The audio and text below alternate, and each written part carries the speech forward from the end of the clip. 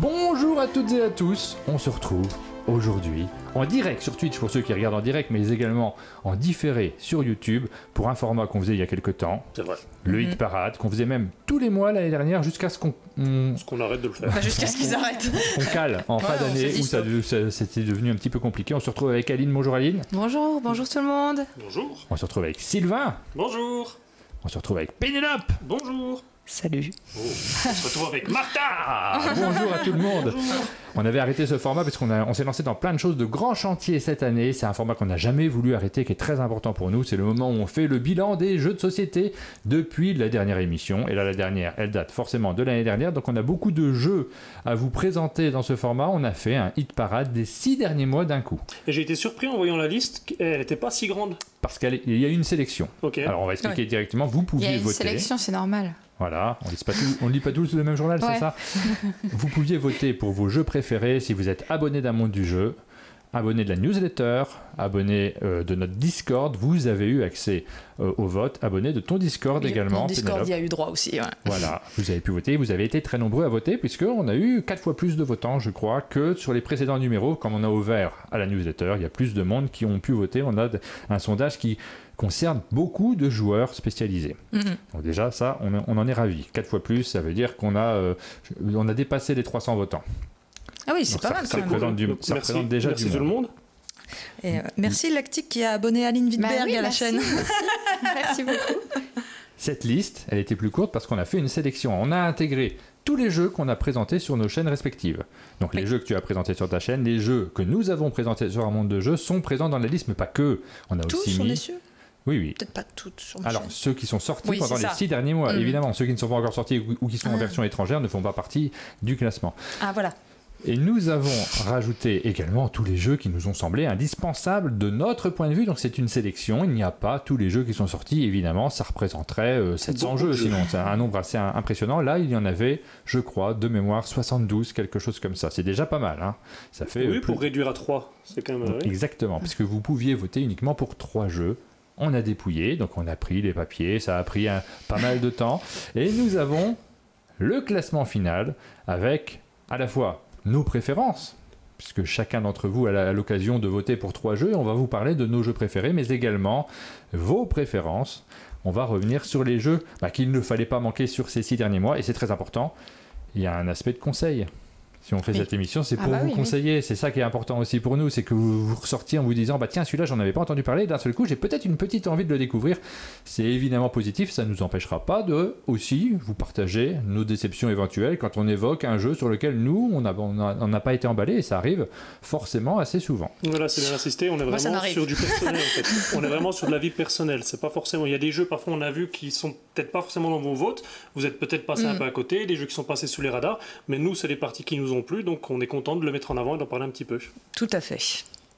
Alors, on va parler de notre top personnel en premier lieu. Ensuite, on parlera du top des votants, donc votre top, celui des abonnés. On ne reviendra pas comme on le faisait précédemment sur les jeux de l'année dernière, puisque là, 6 mois, ça ferait énormément de jeux. Oui. Mais normalement, ce format sera beaucoup plus régulier. On ne va pas le faire tous les 6 mois, on va le faire plus régulièrement. Le prochain numéro, là, ça va être l'été, donc ça va être compliqué de le faire sur juillet et août. Normalement, septembre, il faut qu'on trouve une date. Voilà, c'est prévu comme ça et on verra qui sera présent sur l'émission du mois de septembre. Et vous pourrez le voter à vos agendas.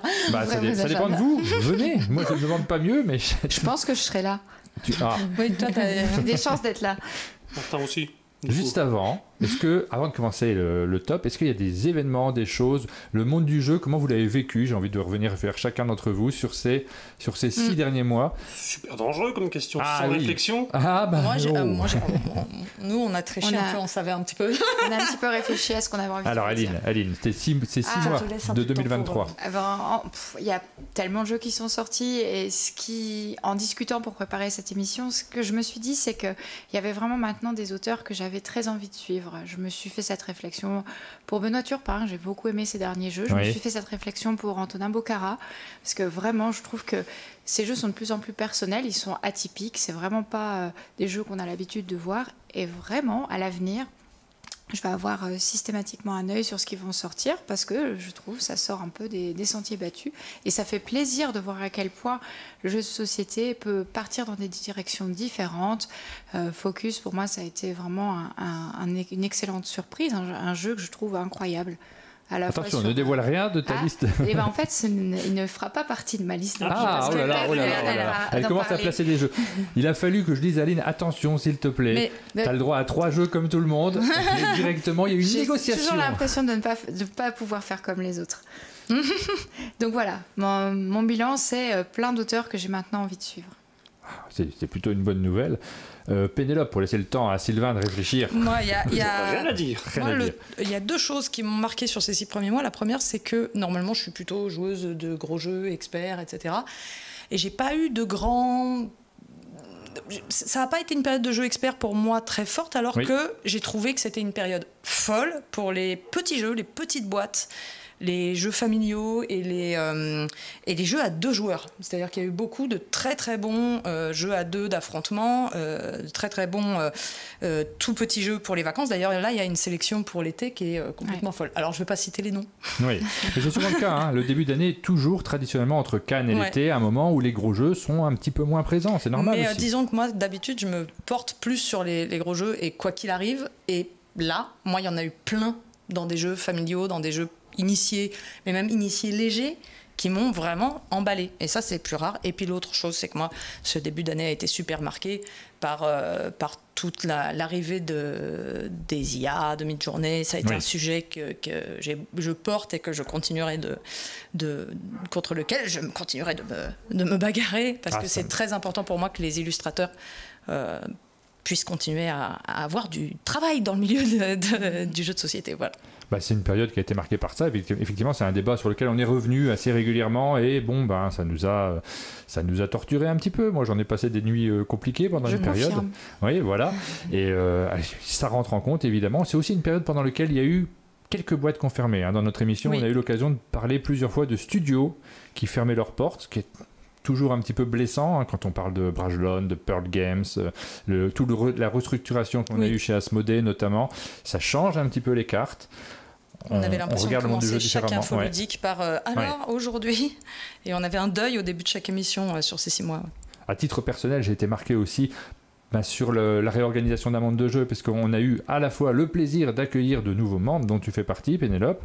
On a eu l'occasion de travailler également avec Dorine et avec Marie, à qui on fait coucou, qui pour nous, dans notre cœur, elles font partie aussi de l'équipe d'un monde de jeu. On a toujours envie de réfléchir à la possibilité de faire des choses avec elles. Ça a été vraiment une évolution forte.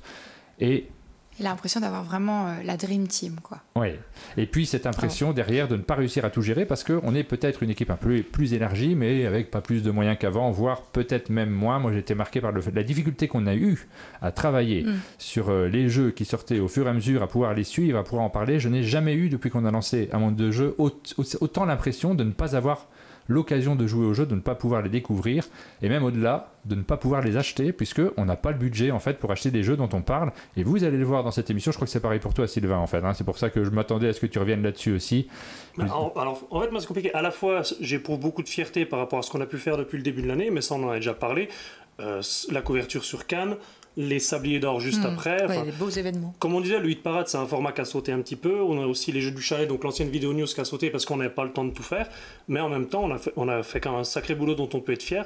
Et d'un autre côté, moi j'ai aussi ce regret, c'est que je joue beaucoup moins qu'avant. Je suis aussi beaucoup moins présent sur les tournages parce que y a beaucoup de montage à faire, et il y a aussi ce questionnement de si je fais du tournage, je fais pas du montage. On est déjà assez pour faire du tournage, donc le très gros problème. À la base, c'est pas forcément ce qui me plaît le plus. Je l'ai fait parce que Martin était débordé à l'époque quand on s'est lancé. Aujourd'hui, j'ai cette fierté de me dire je fais du montage, mais le regret derrière de me dire je peux pas faire une demi-heure de route pour aller faire juste un tournage, repartir derrière. Donc moi, je ne vois qu'une seule solution. Tu déménages. Elle veut tous. Moi, si je pouvais rassembler ma tribu autour de moi, elle veut tous nous faire déménager dans le bled. Voilà. Mais c'est vrai que non, à l'échelle d'un monde de jeu, je pense qu'on peut être fier de ce qu'on a fait. Comme tu dis, de pouvoir avoir le plaisir d'accueillir de nouvelles personnes, d'agrandir l'équipe. Merci. Mais après, maintenant, il y a des petites choses individuelles qu'il faut essayer de régler Exactement. Qui sont pas simples. On a des vraies des complexités vis-à-vis de ça, et ce début d'année, il y a certains formats, notamment les jeux du chalet, auxquels on est vraiment très très attaché parce que c'est le cœur de la chaîne. Bien sûr. En parlait aussi avec Pénélope, on essaie de trouver des solutions pour pouvoir tenir ces vidéos beaucoup plus régulièrement, mais on a un manque de moyens, de budget, d'organisation qui fait que c'est l'une des grandes difficultés. Par contre, on a tout mis en place, donc moi j'ai la satisfaction aujourd'hui de revoir l'évolution de la chaîne et de me dire on va peut-être y arriver, on commence à voir comment on peut construire les choses, et on est content des possibilités qu'on a, pas forcément, soyons francs, de notre organisation sur ce début d'année. Et puis finalement une belle prise de mise en place sur Twitch aussi, c'était là vous vous êtes bien installé. Voilà, surtout sur le début d'année jusqu'au Sablier d'Or, après un peu moins, on en a moins fait, mais on a de beaux projets, vous voyez, on est en train d'équiper la pièce. Remarquons quand même l'élégance de Pénélope qui ne nous parle pas du point de vue personnel de ces 6 derniers mois, j'en dirai pas plus. Non, t'as vu moi ça a été beaucoup de choses ces 6 derniers mois, oui. On va passer maintenant au sujet principal de cette émission, celui pour lequel vous avez cliqué peut-être sur le lien pour venir nous regarder, le top 3 des animateurs. Dans un premier temps, on va vous parler des jeux... Le top 3 des animateurs, alors en premier... On va commencer par le numéro 3, donc le jeu qui est 3e dans notre classement à chacun d'entre nous. Par qui veut se lancer, qui veut commencer, qui veut parler de son numéro 3? Qui vous voulez? Moi je peux y aller, si vous voulez. Moi, j'étais encore en train de réfléchir dans quel ordre ils étaient. Comme ça, c'est plus simple. Mon numéro 3, ça va donner le ton aussi de ce que c'est que ce classement. C'est un jeu qui n'est pas forcément un jeu extraordinaire en lui-même, que je trouve bourré de défauts. Et en fait, quand on fait un classement, on se dit, mais comment je l'organise? Est-ce que je vais chercher, est-ce que je suis dans l'As d'Or? Est-ce que je suis un juge? Petit clin d'œil à Pénélope qui est dans le jury de l'As d'Or. Ou alors, est-ce que je vous parle de mes goûts personnels? Mais non, je pense que vous avez envie de conseils. On a la porte qui sonne. Bon, je m'en occupe. Petite pause, Aline va chercher un colis, peut-être la lumière que j'attendais pour équiper. Et merci à Lactique pour l'abonnement à Girl Game. Alors, notre numéro 3, c'est mon numéro 3, c'est Applejack, qui est juste ici à côté. C'est un jeu qui n'est pas du tout parfait, qui est bourré de défauts en réalité, mais que j'aime tout particulièrement, et c'est le jeu auquel j'ai le plus joué depuis le début d'année. Je vois plein de défauts dans le scoring, dans l'organisation. C'est un jeu dans lequel on va poser des petites tuiles, on fait un puzzle game, on pose des tuiles avec des pommes dessus, on essaie de faire des zones de pommes de la même couleur. Et en fait, on n'est pas toujours les mêmes joueurs. Moi, j'ai des goûts qui ne sont pas les mêmes que les autres, et j'adore le fait d'agencer les tuiles les unes par rapport aux autres, de les choisir avec un système qui est assez proche de patchwork du même auteur.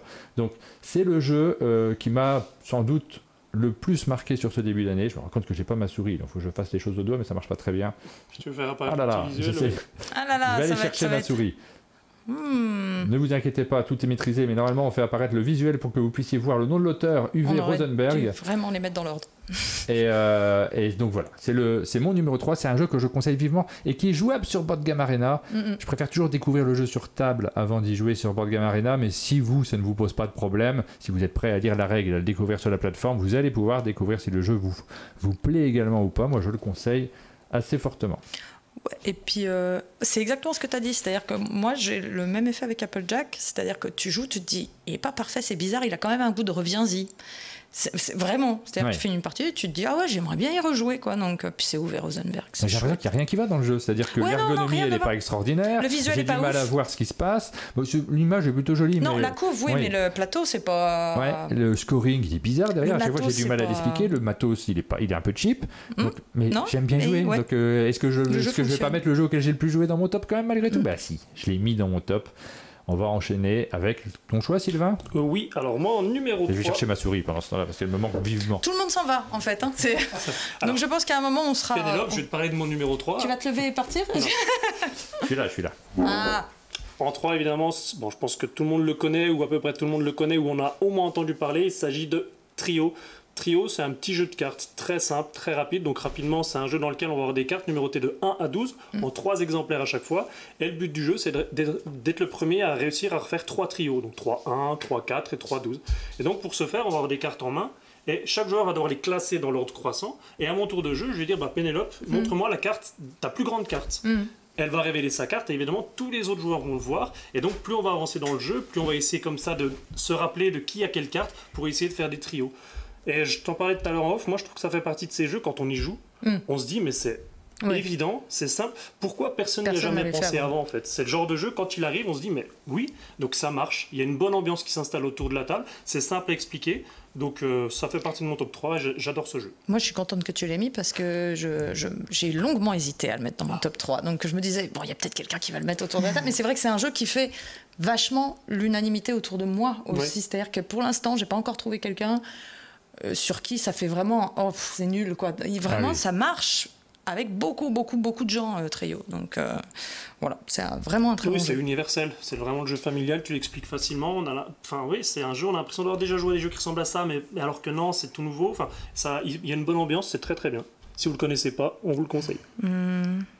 C'était un colis, Eline? Oui, c'était dans le colis, il y avait une lumière. Ah voilà, c'est que j'attendais pour cette émission. Le problème, c'est que le vendeur, c'était pas une lumière. Alors on va couper, on va remettre la lumière. Waouh, ça taille. Ouais. Et il regarde le live. Livreur.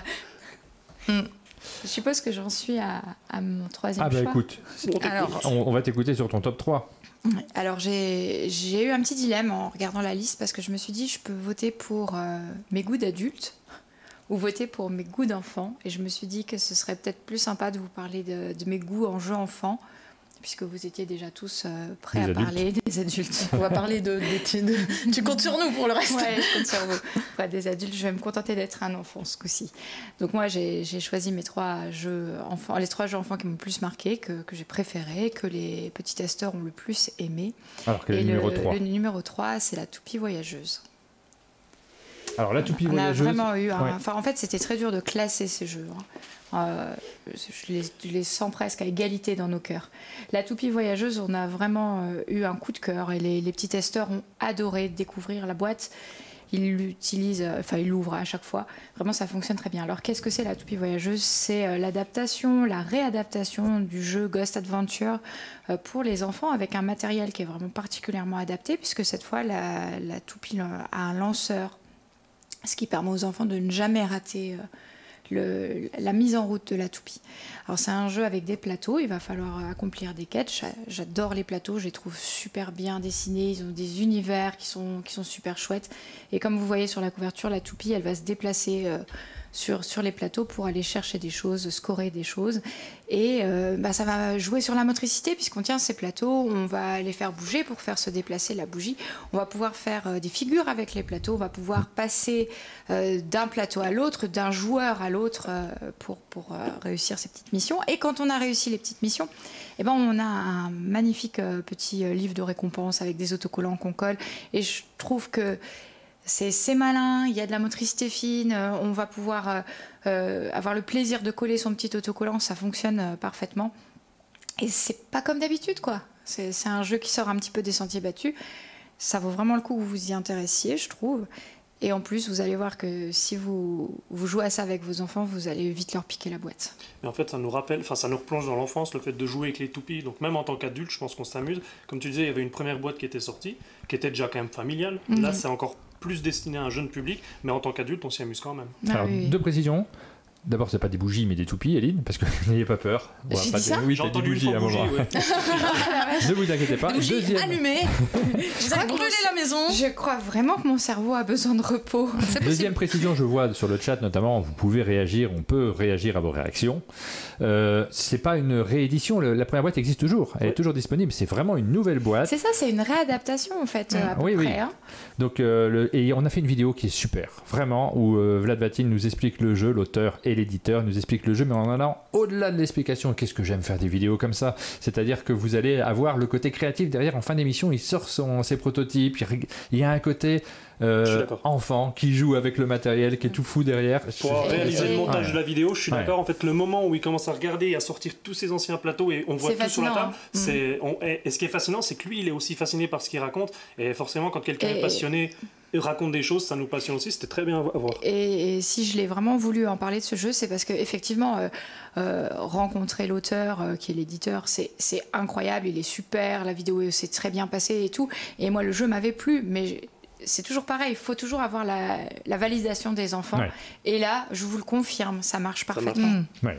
Voilà, donc un gros conseil, si vous ne le connaissez pas et si vous avez des enfants, mais même si vous n'avez pas d'enfants, foncez, c'est vraiment très très chouette. Moi, je valide complètement ce choix. On en vient à ton top 3. Ouais, Pénélope. me voilà. Alors, avant toute chose, je vais quand même dire, je t'en avais parlé, mais n'y voyez rien de prophétique pour l'As d'or.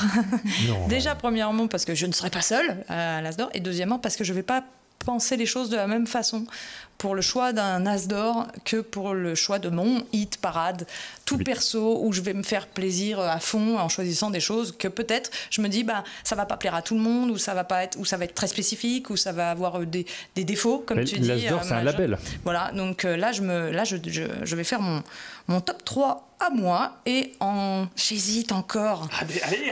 Non, je vais dire qu'en 3 quand même, je vais mettre Pagan. D'accord. Pagan. Non, nous ne l'avons pas, parce que ils sont chez moi. Mais vous n'avez pas Pagan? Non, on n'a pas Pagan. Voilà. Donc moi, alors voilà, justement, c'est l'occasion de dire que Pagan, je n'ai pas pu y jouer. Donc en fait, il n'est pas dans mon top. Je suis en train de le chercher en même temps, donc je parle en regardant à côté. Il n'est pas dans mon top parce que j'ai pas eu l'occasion d'y jouer. Mais heureusement tu es là, heureusement tu as pu y jouer, heureusement tu vas pouvoir nous en parler. Oui, alors Pagan, c'est un jeu de Kasper Kjær Christiansen et Kari Storgard, illustré vraiment, vraiment magnifiquement par Maren Gut, qui fait un travail assez magnifique, et c'est quelque chose qui a beaucoup marqué. D'ailleurs, quand il est sorti, tout le monde était là, genre waouh, sur les tables, ça rendait très bien. C'est un jeu pour 2 joueurs. C'est le jeu le plus, je pense, expert en règles de mon top 3. Je peux déjà le dire. Oui. Donc quand je dis que vraiment cette année, j'ai été dans des jeux plus légers. Alors Pagan n'est pas léger, il y a une règle qui est quand même assez consistante. On est sur du jeu à 2 joueurs, mais avec une règle qui s'explique en quand même une trentaine de minutes, et on a des parties qui durent quand même 1h30 à 2 joueurs. C'est un jeu de déduction et de placement d'ouvriers, de bluff pour 2 joueurs, dans lequel il va y avoir un chasseur qui cherche à trouver une sorcière qui, en fait c'est un jeu asymétrique. Un joueur va jouer le chasseur et l'autre joueur la sorcière, et la sorcière va essayer de faire une incantation, un sort, avant que le chasseur ne la trouve. Et donc il y a tout un... C'est très très difficile à pitcher. Je ne vais pas essayer de vous le pitcher là, ça serait vraiment trop long, mais vous allez avoir des decks de cartes asymétriques, on va avoir beaucoup de combos, on va aller essayer de débusquer. En fait, ce que j'aime dans ce jeu, c'est qu'il y a une vraie sensation de track. Le thème est vachement bien rendu. On a vraiment l'impression, quand on est la sorcière, qu'on essaye de s'en sortir, de faire les choses sans que l'autre ne nous voie, et le chasseur est vraiment dans une track à essayer de chercher partout. Et bien sûr, la sorcière n'est pas un personnage particulièrement méchant dans le jeu, je précise, n'allez pas y voir n'allez pas la brûler. Voilà, c'est ça. C'est le genre de jeu que j'aime, parce qu'il procure des vraies sensations de j'ai fait un super coup, j'ai fait un super tour. On va avoir des moments, on va avoir une grosse question de timing et de rythme et d'ordre dans lequel on va jouer ses cartes, et d'ordre dans lequel on va bien choisir ses actions. On va essayer de piéger l'autre, et quand on arrive à faire quelque chose d'intelligent, c'est hyper valorisant. C'est ce genre de jeu où on se dit là j'ai bien joué, et où la victoire est hyper hyper satisfaisante. C'est-à-dire qu'il y a un vrai truc de si on gagne, on est hyper fier de soi. Donc voilà, c'est un jeu qui a aussi une très grosse marge de progression. C'est-à-dire que la première partie, vous pouvez être un peu perdu, ça va être un peu difficile, mais au fur et à mesure du jeu, vous allez de mieux en mieux le maîtriser, et au fur et à mesure des parties. Et c'est un exceptionnel jeu de joueurs, pour moi, qui est assez impressionnant dans son format. C'est-à-dire que vraiment, ça propose un jeu de joueurs très costaud, mais en même temps accessible. La règle est hyper bien écrite, ça je précise, et le livret est limpide. Et c'est beau. Tu m'as fait vraiment envie sur ce jeu, mais pas d'aujourd'hui, parce que tu m'en parles depuis un petit moment maintenant. Oui. Et moi j'ai voulu me l'acheter, mais il est en rupture. Voilà. Donc de toute façon, j'ai pas pu le prendre. Là, je crois que tu es la seule à l'avoir joué à cette table. Il y a des extensions, mais c'est pas obligatoire. Vous pouvez vraiment vous en sortir avec la boîte de base. C'est pas comme certains jeux où si tu n'achètes pas les extensions, parce que vous allez avoir la possibilité de construire vos decks après. Mais si c'est pas obligatoire, voilà. C'est pas comme dans certains jeux où si t'as pas les autres decks, le jeu vaut pas le coup. Là, vraiment pas du tout. Ça fait partie des jeux où on a une grosse frustration au chalet, puisque là, on se rend compte qu'on fait pas notre boulot, on ne peut pas en parler, on n'a pas le budget pour les acheter, on n'a pas la possibilité d'y jouer. Donc voilà, c'est un gros problème pour nous, ce genre de cas de figure. Vous allez voir qu'il se reproduit un certain nombre de fois, parce qu'un jeu, on peut l'acheter, mais quand il y en a plein, on s'en sort pas. On va passer au numéro 2, le deuxième jeu de votre classement respectif. Par qui on commence ? qui veut lancer ce numéro 2? Peut-être dans le même ordre. Dans le même ordre. Allez. Très bien. Ça paraît... Moi, en deuxième position, j'ai mis un jeu qui n'est pas parfait, mais que j'ai bien aimé jouer. C'est Revive. Je ne sais pas comment on dit le titre du jeu. Ah, c'est moi qui te l'ai fait jouer. Ouais. C'est marrant parce que Revive et Applejack, les premières parties, tu les as fait avec moi. Non. Applejack, j'ai joué avec Sylvain. Ah non, tu me l'as expliqué. Ouais, je te l'ai expliqué. C'est moi, mais ma oui. première partie, je l'ai fait avec toi. Mais quel suspense maintenant. Alors, Revive, c'est mon numéro 2. C'est un jeu qui n'est pas, On en a parlé avant. il n'est pas magnifique en termes de graphisme, parce que là, vous voyez cette boîte. Là, je vous montre un petit peu plus ce qu'on voit en plus grand écran, là, comme ça. La boîte, elle est assez moche. Les mécaniques ne sont pas très novateurs. Il n'y a rien de neuf dans ce jeu, mais l'agencement des mécaniques me plaît beaucoup. Moi, j'ai pris beaucoup de plaisir à y jouer. Encore une fois, c'est un classement sur lequel on revient sur les jeux auxquels nous avons eu particulièrement plaisir à jouer. J'en ai pas fait des masses de parties pour l'instant, mais j'ai très envie d'y revenir. Ça fait partie des jeux où, ça y est, maintenant je connais la règle. C'est pas si compliqué à retenir, parce que ça, c'est un de mes critères quand je me lance dans un jeu de société. J'ai envie qu'à la partie suivante, j'ai pas besoin de me retaper toute la règle, quoi, Oui. et d'essayer. Il est fluide. Voilà, j'ai pas besoin d'une demi-heure pour réussir à revenir dans le jeu. Donc celui-ci m'a bien plu, et surtout, c'est mon type de jeu. Moi, j'aime quand même les jeux un peu à l'allemande, un peu de gestion, et on n'a pas été gâtés sur cette période-ci. Il n'y en a pas eu beaucoup, donc j'avais envie d'en mettre un. C'est celui que j'ai retenu. Il y en a plein qui arrivent, par contre. Là... J'allais dire, sans vouloir spoiler, le deuxième semestre sera beaucoup plus généreux, et il y a des très très bonnes choses qui arrivent. Mais Revive aussi, je suis content que tu l'aies mis dans ton top 3, parce qu'il a failli être dans le mien. Je me rends compte que je l'ai pas. Je vous montre quand même le panneau, mais je l'ai pas du tout réglé comme il faut. Il y a des textes qui débordent de tous les côtés. Ils sont gérés automatiquement, mais il faut que je les corrige après. Faut dire, ils sont trop nombreux. Faut leur dire. Il y a beaucoup de monde là sur ce jeu. Et puis ils ont des noms à rallonge. Je n'ai pas enregistré comme il le fallait. Toutes mes excuses. C'était mon numéro 2. On passe au numéro 2 de qui veut se lancer. C'était quoi alors? On regarde le C'était Sylvain. C'était toi. Après, ouais.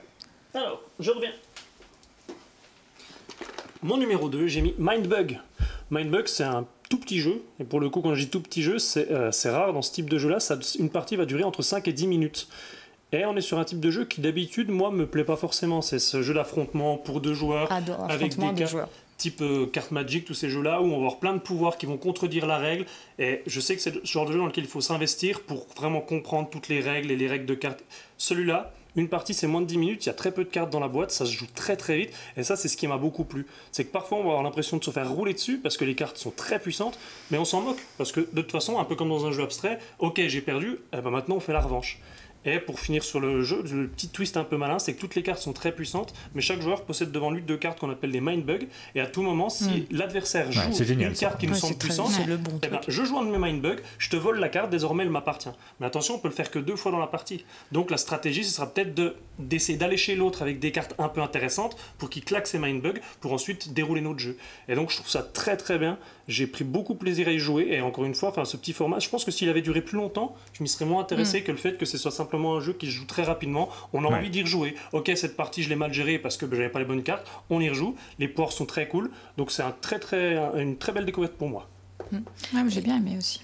Oui, et ça s'inscrit dans ce que je disais tout à l'heure, des petites boîtes, 2 joueurs, affrontements comme Pagan, comme d'autres qui vont arriver peut-être, je ne sais pas, dans les tops, mais c'est vraiment ça qui a caractérisé, je trouve, le début de l'année, et Mindbug a été une grosse arrivée aussi. Ouais.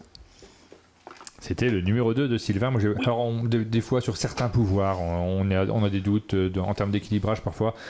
Mais par contre, ce système de Mindbug, ce principe-là, il est vraiment génial, très agréable à jouer.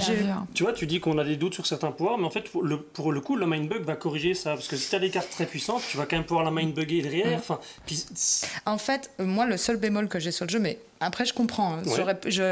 C'est que vraiment, en fonction de ta pioche, si tu as un gros déséquilibre, ça sera plus difficile. Enfin, tu peux avoir carrément perdu d'avance ou gagné d'avance. Mais ça fait partie, j'ai parlé à quelqu'un qui joue beaucoup à Magic et qui m'avait dit, ça fait complètement partie du jeu, en fait. C'est, tu te dis, comme c'est des jeux de 10 minutes, tu te dis, cette partie, je la perds, je le sais un peu d'avance parce que j'ai pas eu une bonne main, mais je vais me rattraper à la partie suivante. Mais je vais pas attendre une demi-heure que la partie soit terminée. Ça serait plus gênant d'avoir un déséquilibre dans un Pagan qui dure 1h45. Exactement, c'est ça. Moi, ça n'a pas super marché sur moi, mais je comprends complètement et je trouve que l'idée, elle est super brillante d'aller voler la carte de l'adversaire, ça c'est super fort. Aline, quel est ton numéro 2 ? Mon numéro 2, c'est Grand Méchant Monstre. En fait, on a dit qu'on faisait un top de l'instant aussi, des jeux qu'on a encore envie de jouer, qu'on a toujours envie de jouer, dont on veut refaire une partie. Et celui-là, ça fonctionne pour moi, ça fonctionne pour les enfants, alors que c'est un jeu qui est déjà sorti il y a un petit moment. Et donc c'est un roll and write, on va faire du dessin, on va progressivement dessiner un monstre, on va pouvoir lui donner des décors, on va pouvoir lui donner des accessoires.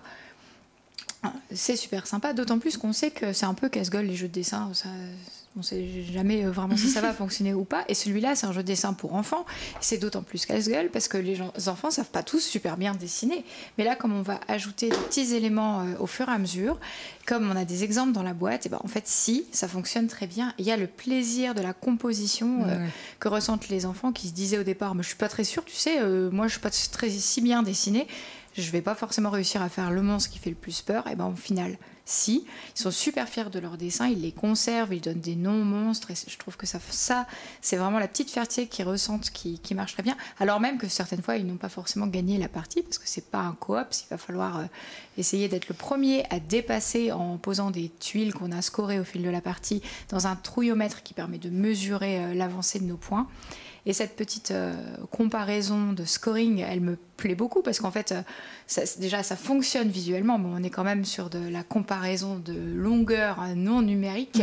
Et ça, franchement, c'est fort. Les maîtresses aiment bien, les parents, vous devriez bien aimer aussi. Donc ça fonctionne vraiment très bien. C'est un vrai plaisir d'y jouer.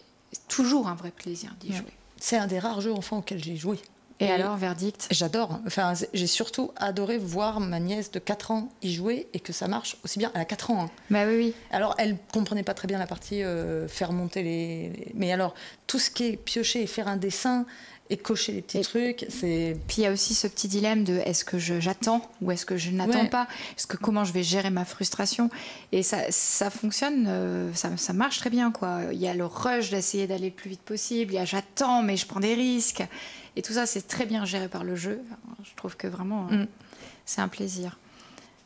Je réfléchis, est-ce que j'ai tout dit sur ce jeu, de tout ce que je voulais dire pour essayer de vous faire comprendre que ça fonctionne bien et que c'est chouette. Voilà, je pense que les gens ont compris. L'enthousiasme. Allez-y. Bon, je vais te faire plaisir avec mon deuxième. Ah bon? Parce que mon deuxième, je pense que ça va en surprendre quelques-uns, mais quand je dis que vraiment c'est des petits jeux qui m'ont plu ce début d'année et que c'est pas normalement mon profil, et c'est même un des plus petits qui m'a le plus plu, c'est-à-dire c'est Focus, moi, mon deuxième de l'année. Et parce que j'ai été... Alors, c'est un jeu d'Antonin Bocara, comme tu le disais, illustré par Simon Caruso, que je salue. C'est même Antonin Baccarat, parce que c'est un diamant. Alors, attention, et Romaric Galline également. Et oui, ils sont co-auteurs. Ah oui, pardon, excuse-moi. Et Antonin Bocara et Romaric Gallonier. Et c'est un jeu de... Alors déjà, moi, ce que j'adore, c'est l'idée brillante d'un jeu de déduction à 2 joueurs et coop à 2 joueurs, où tu vas vraiment pas avoir besoin de rien d'autre que des petites images. Comment quelqu'un a pu encore aujourd'hui, avec des images carrées, juste des images, des symboles, avoir une idée aussi bien foutue, aussi intelligente, avec une vraie nouveauté dedans? Moi, c'est ça qui m'a bluffé. C'est-à-dire que la première fois que j'ai joué, j'ai fait mais c'est vraiment le mot malin, c'est la première chose qui nous vient à l'esprit quand on joue à Focus. On se dit mais c'est super malin, j'aurais voulu avoir cette idée-là. Et donc, effectivement, c'est un jeu où on va essayer de faire deviner son image. Enfin, il y a des images sur le centre de la table. On essaye de faire deviner son image à son coéquipier, qui lui aussi a une image à nous faire deviner parmi les images au centre de la table. Et pour faire deviner nos images, on va utiliser les images qui sont elles-mêmes au centre de la table et on va essayer de ne pas éliminer sans faire exprès l'image de son coéquipier. C'est difficile à pitcher également parce que c'est subtil. Mais quand on joue, c'est d'une simplicité effarante. C'est... épuré comme j'aime, et il y a des moments magiques, et il y a des moments drôles. Moi, les moments magiques où on se comprend vite, et les moments drôles où on dit « Non, mais là, c'est évident. Je sais où tu m'emmènes parfaitement. » Vous avez remarqué qu'on se regarde, hein, c'est parce qu'on aime toutes les deux. Ah mais non, on aime tous les 4 le jeu, évidemment. Mais il y a vraiment ce truc de... C'est ces moments où on dit « Ouais, c'est sûr, c'est ça. Là, j'ai compris. Donc, je vais prendre cette image-là. » Et là, l'autre fait... Non, bah tu viens de prendre mon image. Et donc, on était complètement à côté de la plaque. Et ça, moi, j'adore. C'est-à-dire que ça crée des situations comiques où on se rend compte que tous les cerveaux ne sont pas faits pareil. Et qu'apprendre à se connaître dans ce genre de jeu, c'est hyper intéressant. Ah oui. Et quand ça fonctionne, on se rend compte qu'on a le même cerveau que quelqu'un, c'est magique. Et oui, c'est ça. On va souligner, il y a... Pas forcément, non. On va souligner, il y a différents modes de jeu. Différentes façons de choisir les cartes et aussi différentes façons de jouer. Je crois qu'il n'y en a pas une que je trouve ratée. Non, elles sont toutes bien. Ouais. Et pour la petite anecdote, on avait reçu Antonin Bocara au chalet et il m'avait raconté, parce que j'aime Sherlock Holmes, que c'était pas un secret pour lui, il m'avait raconté qu'il avait ce jeu en construction avec Romaric et il essayait de m'expliquer le jeu et je me suis dit... Je sais pas du tout dans quoi tu t'embarques et quelle bonne idée, quelle bonne idée d'avoir ce thème de Sherlock Holmes. Je trouvais ça enthousiasmant, mais je me disais comment ça va fonctionner et le bonheur de découvrir que ça fonctionne si bien. Je rebondis sur un propos dans le chat qui dit mais 2 joueurs, du coup c'est bizarre pour ce genre de jeu. Alors 2 choses. Premièrement, justement, c'est ça qui est fort, c'est que c'est à 2 joueurs. Parfois ce genre de jeu, on est obligé d'être 4 ou 5, d'avoir toute une ambiance. Et là, ça marche très très bien à 2, ce qui est génial. Et il faut savoir qu'avec une boîte. Vous pouvez très bien faire 2 paquets de cartes et jouer à 2 et 2, côte à côte, chacun sa partie. C'est-à-dire qu'il y a suffisamment de cartes dans la boîte pour faire 2 parties en même temps. Donc si vous êtes 4, vous pouvez faire des petits tournois de focus. Ah, bah voilà. Mais tu dis que c'est un jeu de joueurs, en fait, j'ai l'impression que c'est un peu un défi que s'était lancé Antonin et Jules Messot à l'époque quand ils avaient fait le jeu Complice. Oui. C'est pareil, c'était un jeu d'ambiance pour 2 joueurs. Et là, c'est un peu la même chose. On est sur un jeu comme ça d'association d'idées, d'images, mais pour 2 joueurs.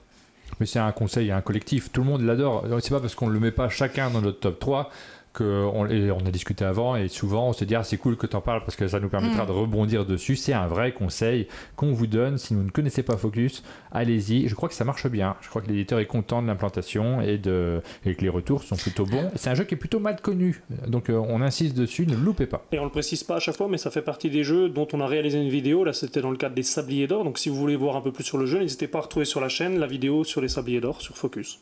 Et pour répondre à la question, est-ce qu'on a un mode de jeu préféré, je crois que j'ai quand même un petit faible pour la version où on se regarde l'un et l'autre, les 2 joueurs, et on dit c'est bon, ça y est, j'ai le tien, et vas-y, est-ce que t'as le mien? Et moi j'aime mieux l'autre, j'aime mieux celui où on essaye de tout enlever jusqu'à la dernière carte. C'est un truc que j'ai inventé moi, mais je trouve qu'il est très très bien. Oui, tout enlever jusqu'à la dernière carte, quoi, c'est ça, c'est le... Et on finit pour le numéro 2, on passe au numéro 1. On va passer au numéro 1, est-ce qu'on change les lumières? Je tente des trucs, hein, on a des lumières... du rouge. Non mais c'est du jaune, c'est le numéro 1. C'est logique. Martin, ton numéro 1.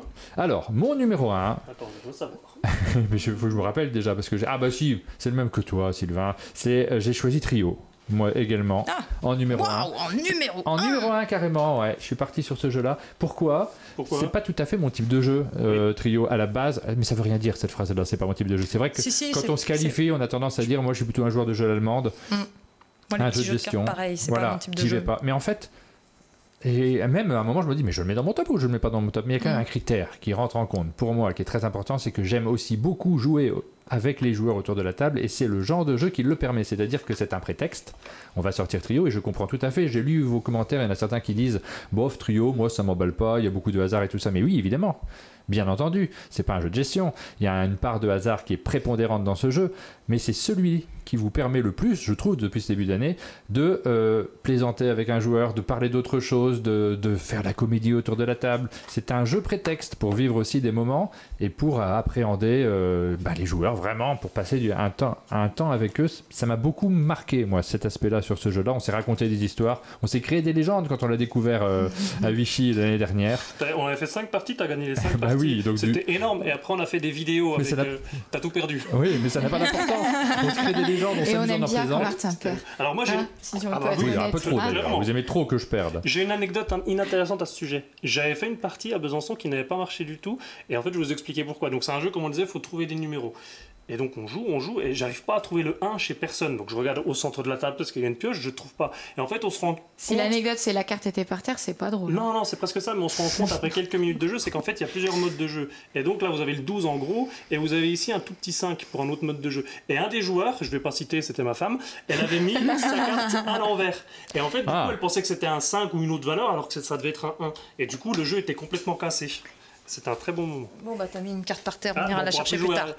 Émilie, si tu nous regardes. Non, j'espère qu'elle ne nous regarde pas. Et c'est l'un des autres phénomènes, on n'en a pas parlé en début d'année, mais il y a beaucoup d'éditeurs qui travaillent, qui réfléchissent et qui essayent de sortir des jeux plus responsables d'un point de vue de la production. Et Trio fait partie de cette mouvance-là aussi. C'est un jeu qui a été fabriqué en France, qui a ce label-là dessus, c'est important. Ça nous fait plaisir aussi que cette réflexion, elle rentre dans le monde du jeu. Tout n'est pas parfait, loin de là, mais quand même... On voit que c'est des choses qui sont prises en compte par les éditeurs. Quel est ton numéro 1, Sylvain? Tadam ! Les Royaumes Sauvages. Alors là, tu me tues. Ah bon? Non, mais il est bien. Mais en fait, c'est même plus c'est parce que c'est un gros chat sur la couverture? Non, c'est mignon, c'est un beau tigre. En fait, avant qu'on y joue, je me rappelle, Ludo était là, tu étais là, et c'est toi qui avais lu la règle. Et quand tu lis la règle, je te pose la question avant qu'on y joue, alors qu'est-ce que t'en penses? Et tu me sembles pas très emballé à la lecture de la règle, notamment tu me parles d'une bataille pour résoudre des égalités. Oui, et je pensais que ça serait pas ouf. Oui. Ah, c'est super la bataille. Et alors que c'est super. Et là, je me dis dans quoi on se lance. Et en fait, le jeu, on le découvre. C'est un jeu de cartes et de majorité, avec des cartes, des illustrations que je trouve juste magnifiques. Et c'est très très simple, on va avoir 5 royaumes sur la table et à chaque fois en fait on va devoir poser des cartes selon des contraintes. Par exemple, sur tel royaume je ne pourrais mettre que des valeurs paires, sur tel royaume je ne pourrais mettre que des cartes numérotées 1, 2 et 3. Et donc en fonction de ça on va essayer de prendre des majorités et une fois qu'une manche est terminée on va départager les égalités en faisant une bataille, c'est-à-dire on garde les cartes qu'on a en main, j'en joue une, t'en joues une, la plus haute valeur gagne la majorité, sauf que le 1 bat le 8. Et donc à partir de là on a tout ce petit jeu qui va se créer, t'as un 8 dans les mains, t'as un 1, c'est familial. C'est très rigolo et tu parlais tout à l'heure, tu disais c'est pas forcément mon type de jeu, ben moi c'est un peu pareil, c'est un jeu de majorité. D'habitude les jeux de majorité je suis pas fan de ça parce que j'arrive pas. Que là c'est un jeu très familial, de toute façon il y a le hasard de la pioche qui va gérer les choses et on s'amuse bien, on passe un très bon moment. Moi je sais que j'y ai joué, j'y ai rejoué, à chaque fois qu'avec les invités je voulais rejouer. L'autre jour on a reçu Bruno Catala et le soir quand on a fini j'ai même regretté, j'ai dit mais attends j'ai oublié de les faire jouer au Royaume Sauvage. Et c'est vraiment le type de jeu qui me plaît. En tout cas, c'est une très belle découverte, et donc si vous ne le connaissez pas, n'hésitez pas. Et là, numéro 1 sur 6 mois, hein, ça ne veut pas dire n'importe quoi. C'est le numéro 1 de Sylvain. Bah si c'est le jeu auquel tu as le plus joué, sa place est bien... Et moi j'ai rejoué aussi, pas mal. Quand les gens viennent au chalet, c'est un jeu... Parce que très souvent, les gens viennent, et puis il y a ce moment où on se dit, je ferais bien un petit jeu en plus. Avant d'aller se coucher, mais pas long, hein, un truc où tu maîtrises bien les règles, à me faire découvrir. Et c'est pas mon jeu préféré, mais il sort très très bien dans ce contexte-là. C'est vrai c'est le genre de jeu qui se sort facilement avec beaucoup de joueurs. Moi, c'est vrai que j'avais un énorme a priori avant d'y jouer. Je me disais, oh là là, qu'est-ce que c'est encore que ce jeu en trop qui ne devrait pas sortir. Et en fait, on fait une partie, je fais, mais c'est sympa. Alors de là à le mettre dans mon top 3, non, et carrément top 1, je me serais dit wow, mais non, il est vraiment sympa, il est vraiment bien, et puis la boîte a quand même de la gueule, quoi. En fait, on parlait de top personnel, c'est vrai que quand j'ai fait la liste, moi, quand j'ai déjà éliminé tous les jeux auxquels j'avais pas joué, quand j'ai vu ce qui me restait, j'ai dit ok, maintenant il faut que j'en garde 3, maintenant il faut que je classe. Et en fait, je me suis dit que des 3, ça a été ma plus belle surprise, ça a été le bon moment où on s'est tous retrouvés autour de la table, on a passé un bon moment à jouer, et c'est pour ça qu'on dit que c'est très personnel, c'est... Peut-être que ça avait été un autre moment, je ne l'aurais pas mis au même classement, mais là, ça a été le bon souvenir quand je me replonge dans ces 6 derniers mois en termes de découverte. De toute façon, c'est bien le but de ce classement, c'est de parler de nos coups de cœur, et c'est totalement personnel, et du coup, c'est complètement enthousiaste, parce que c'est bien le but aussi. On nous dit dans les commentaires, pas de Radlands pour l'instant, c'est dommage. Alors attendez, c'est pas terminé d'une part, et après, c'est juste notre top 3. Mais c'est des jeux qu'on a bien aimés, je crois, on peut le dire. Hein. Radlands, on en a beaucoup parlé, et effectivement, il n'est pas dans notre top 3 pour l'instant. On n'en avait que 3 sur 6 mois, je ne sais pas si vous vous rendez compte du choix. Moi, j'ai eu beaucoup de mal à choisir. Hein, donc, Et puis attendez, il y a Aline qui va nous parler peut-être d'un jeu, peut-être c'est Radlands, son dernier jeu enfant. J'ai choisi le prisme du jeu enfant parce que je trouvais que c'était intéressant de vous apporter aussi cet éclairage et l'expérience des petits testeurs. Alors mon jeu enfant top 1, on va dire, même si je trouve ces 3 jeux, ils ne s'adressent pas forcément aux mêmes enfants. C'est Les Gardiens des Saisons. Moi, j'ai une sensibilité littéraire, alors voir un jeu où l'écrit permet vraiment aux enfants de s'immerger dans un monde inventé, qui est un monde original, fictif, merveilleux, de contes de fées, avec des personnages animaux qui ont des pouvoirs particuliers, et le système de jeu qui fait qu'on se balade dans un livre avec des parties trouées, il y a des portails, on peut se déplacer d'une saison à l'autre, il y a ce petit système d'onglets pour que tout soit facilité. Et ces personnages qui se déplacent dans ce monde, on les retrouve d'un épisode à l'autre, puisqu'en fait ce sont des enquêtes, des aventures, et on va ouvrir différentes enveloppes au fur et à mesure des parties.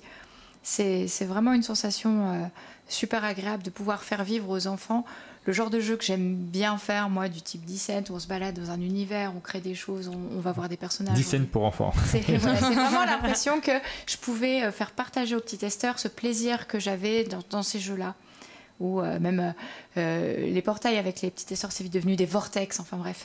On sentait que vraiment l'univers a compté pour eux. Il est fou, ce jeu. Et qu'ils avaient un plaisir incroyable à retrouver des personnages qu'ils avaient déjà vécu dans d'autres parties, d'autres semaines en fait. Et qu'un petit moment après, quand on recroisait le loup, on se demandait s'il avait mis les bottes de son anniversaire. Enfin bref, c'était vraiment une expérience incroyable de jouer à ce jeu. Et nous, on peut dire, Aline, que j'y joue, du coup, moi, on peut dire, Aline, c'est un jeu, on ne serait pas surpris de le voir dans la sélection de l'As d'Or de l'année prochaine. Tu peux plus dire ça, hein. Tu peux plus lancer des phrases de ce Je peux plus, et ça me manque énormément. J'adorerais faire des pronostics. Passion pronostic de l'As d'Or, moi, normalement. Hein, donc, mais là, maintenant, Pas plus que des pronostics, oui. Je réalise en direct et je suis acteur de la vidéo. C'est pour ça que des fois, je mets pas la bonne image au bon moment. Je m'en excuse. Il va falloir que je m'habitue à cette double tâche. Je parlais, mais n'étais pas à l'écran, Pénélope. Quel est ton numéro 1 ? Mon numéro 1, j'ai vraiment... Alors, pour moi, alors, c'était marrant parce que pour tous les autres, j'ai eu du mal à faire un ordre, à me dire... Oui, j'ai eu du mal à faire un ordre. Ouais, c'est une grosse boîte. J'ai eu du mal à faire un ordre pour tous les autres. Celui-là, c'était sûr, c'était mon numéro 1. C'est mon coup de cœur des 6 premiers mois. D'autant plus que j'aime beaucoup l'éditeur et puis que c'est un jeu qui est un peu... dont personne n'a entendu parler. On peut le dire, hein, il n'a pas du tout fait de bruit, alors qu'il mériterait d'avoir beaucoup plus de bruit. Révèle-le, les gens ne savent pas de quoi il s'agit. Oui, je sais. T'as cassé le suspense. J'ai mis l'écran, ouais. Ah, voilà. Bon, c'est La Guerre de l'Anneau, le jeu de cartes, qui est un jeu de Ian Brody, illustré par une dizaine d'illustrateurs, dont... J'ai mis plein de monde. Plein de monde. C'est plus simple. Et John Howe, qui est connu parce que c'est l'illustrateur officiel des seigneurs, de tous les visuels du Seigneur des Anneaux, enfin de beaucoup, voilà. Et c'est un jeu qui... c'est le dérivé jeu de cartes de ce grand jeu qui s'appelait La Guerre de l'Anneau, auquel je n'ai jamais joué, hein, je l'avoue, qui était un énorme jeu un peu culte. Et ils ont fait la version jeu de cartes. Et en fait, c'est un jeu d'affrontement pour 2 à 4 joueurs. On va jouer soit à 2 l'un contre l'autre avec des decks asymétriques très très épais, soit on va pouvoir jouer 2 contre 2, ce que je trouve très très cool, par équipe. Et les joueurs vont avoir des decks complètement thématique, c'est-à-dire qu'on va jouer soit, j'ai envie de dire un peu Gandalf et sa bande, ou Saruman et sa bande, clairement. C'est un jeu d'affrontement plus dans la veine d'un Marvel Snap que d'un Magic, c'est-à-dire qu'on va avoir des lieux au centre de la table qui vont être des lieux de combat dans lesquels on va envoyer des cartes pour se battre sur ces lieux. Il y aura plusieurs manches et on va essayer de remporter ces cartes qui sont des lieux de bataille, qui seront bien sûr les lieux de bataille emblématiques des films. Et moi, ce que j'ai trouvé super fort dans ce jeu, alors déjà il y a une gestion de main et de timing qui est excellente, où on va toujours avoir un doute entre est-ce que je prends cette carte pour la jouer tout de suite ou est-ce que je la mets en réserve, puisque en réserve elle me donne un pouvoir permanent, et donc c'est hyper intéressant, mais j'aimerais la jouer tout de suite, et donc il y a toute une question de timing, sachant qu'aussi pour pouvoir jouer des cartes on va en défausser d'autres, donc choisir c'est aussi faire des choix de regret, c'est-à-dire qu'on se dit choisir c'est renoncer, voilà, j'avais pas le mot mais merci, mais vraiment c'est ce truc de j'ai envie de jouer ces 2 cartes et ces 2 cartes iraient très bien ensemble, mais je vais devoir en défausser une pour jouer l'autre, donc ça c'est hyper fort comme sentiment, on a vraiment un sentiment de construction. Et ce qui m'a épaté, c'est la thématique du jeu, c'est-à-dire quand on a aimé les films et les livres, on peut avoir des scènes, des moments hyper épiques où on est à Dol Guldur et qu'on a pile les bons personnages. Et dire que les gens qui ont aimé ne sauront pas passer à côté du jeu. C'est ça. Elle est pas mal. Elle est vraiment pas mal. Non mais moi j'ai eu un moment où j'ai joué avec quelqu'un. Elle a sorti le Balrog. Moi à ce moment-là j'ai sorti Gandalf. Et et moi j'ai fait You shall not pass, et j'ai sorti la carte. C'est génial comme sentiment quand ça se cale bien, quand t'as pile la bonne carte au bon moment, tu vis un vrai bon moment. Et ouais, j'ai dit 2 fois bon moment. C'était un bon moment. Et le truc aussi qui est super sympa, et j'insiste. Alors oui, vous avez pas la boîte. Hein, on n'a pas la boîte. Mais vous avez ça arrivera encore pas mal de fois dans cette émission. On arrive à avoir des goodies, mais sans la boîte. Et toutes les cartes sont cool. Là, par exemple, c'est le fouet à multiples lanières du Balrog, justement. Avec, et quand on connaît, toutes les cartes font des clins d'œil.